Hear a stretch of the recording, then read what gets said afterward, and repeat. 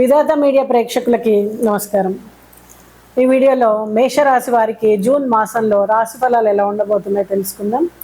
మేషరాశి అనగానే అశ్విని 4 పాదాలు, భరణి 4 పాదాలు, కృత్తిక 1వ పాదం వారు ఈ రాశి వారిగా పరిగణించబడతారు. మరి మీ పేరు కనుక చూ, చే, చో, లా, లీ, లు, లే, లో, ఏ అనే అక్షరాలతో కనుక మొదలైనట్టయితే ఈ రాశి ఫలాలు మీకు కూడా వర్తిస్తాయి. మరి మేషరాశి వారికి ఈ మాసము సగటు కంటే కూడా మంచిగా మెరుగ్గా ఉండబోతోంది, ప్రయోజనకరంగా ఉండబోతోంది. కేతువు సింహరాశి యొక్క 5వ ఇంట్లో ఉండడము దీనికి చాలా అనుకూలమైనటువంటి ఫలితాలు. చదువులపైన విద్యార్థులకు గమనించినట్టయితే కొంచెం ఆసక్తిని కోల్పోయేలా చేయడం, మరి విద్యార్థులు చాలా కష్టపడి పనిచేసినా చదివినా కూడా సరైనటువంటి విజయాన్ని పొందలేకపోవడం జరగవచ్చు. అయితే కళాశాలలకు వెళ్తున్నటువంటి విద్యార్థులకు మాత్రం చాలా విజయవంతంగా ఉంటుందని చెప్పచ్చు. అలాగే విద్యా సాధన మెరుగవుతుంది.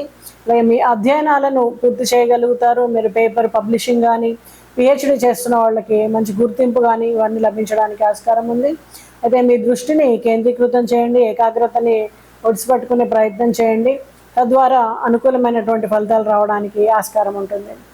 కుజుడు దాని బలహీనమైనటువంటి రాశి అయినటువంటి కర్కాటక రాశిలో ఉండడం 4వ ఇంట్లో కొంచెం ఉద్రిక్తత ఏర్పడవచ్చు. కుటుంబ వాతావరణంలో చిన్న చిన్న సమస్యలు పెద్దగా మారడానికి, మానసికంగా కొంత ఇబ్బంది పడడానికి ఆస్కారం ఉంది.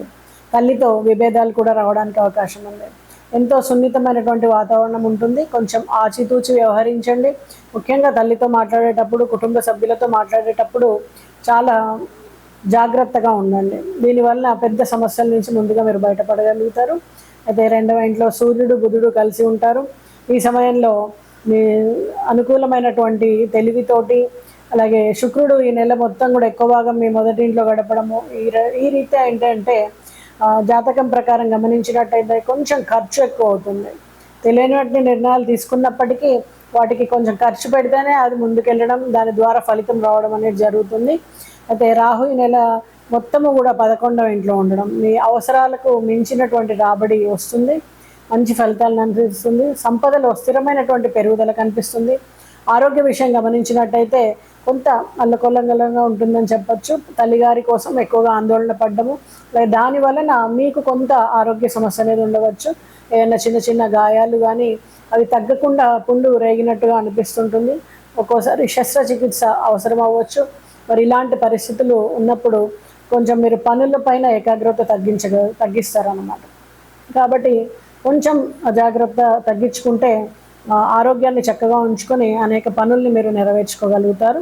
అలాగే పిల్లల వివాహ సంబంధాలు కుదరడం, శుభకార్యాల్లో పాల్గొనడం, బంధుమిత్రులతో సమయాన్ని ఆనందంగా గడపడం అనేది జరుగుతుంది. మరి ఏదైనా సరే ఇంపార్టెంట్ డాక్యుమెంట్ అనేది ఒకటి చేజారడానికి అవకాశం ఉంది.